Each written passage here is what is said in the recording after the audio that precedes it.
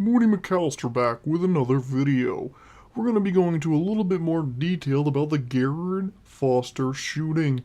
The reason for this is I have seen some people on Twitter and social media in general saying that the person that shot Garret Foster should see jail time, saying that he was the one who initiated contact. So this is going to give you concrete evidence that Garret Foster did indeed try to murder a pro-Second Amendment U.S. citizen. The media has been trying to kind of twist this and make this seem like that the guy that defended himself should be demonized. I think that is foolish and foolhardy.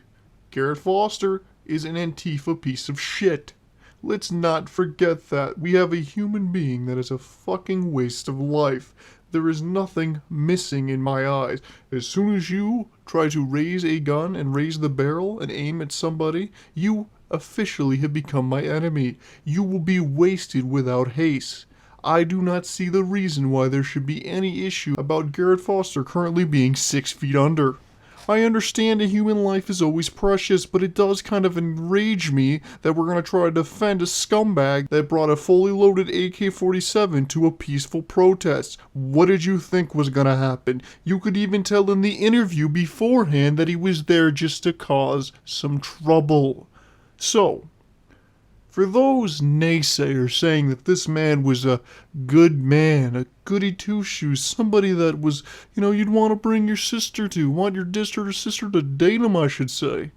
Well, let's go into the report of the weapon. This was the first firing shot on the audio that was captured.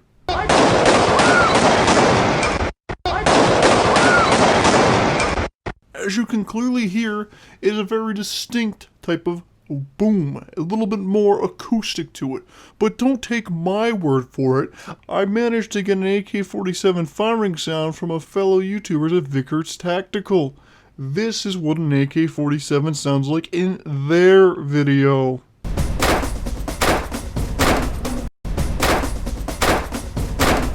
As you can clearly hear, that is a very similar sound to the AK-47 captured on the Garret Foster shooting video. And then, just to make sure there is no confusion, here is what a 9mm pistol sounds like when it is fired. Now listen to what it sounds like in the audio of the returning fire from the vehicle. So, let's put 2 and 2 together here, folks. You're all bright individuals, especially if you come to this channel. There is obviously a rifle being fired first.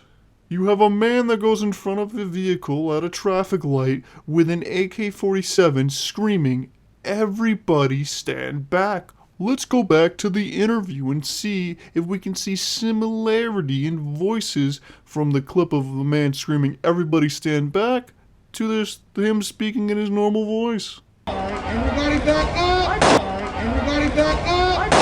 Everybody back up! Nah, I think if I use it against the cops, I'm dead.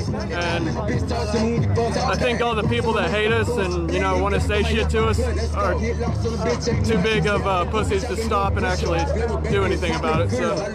Now, I know it's going to be very hard to tell. It's a very kind of, echoey, everyone stand back type of sound. I get that. Maybe it could have been the driver.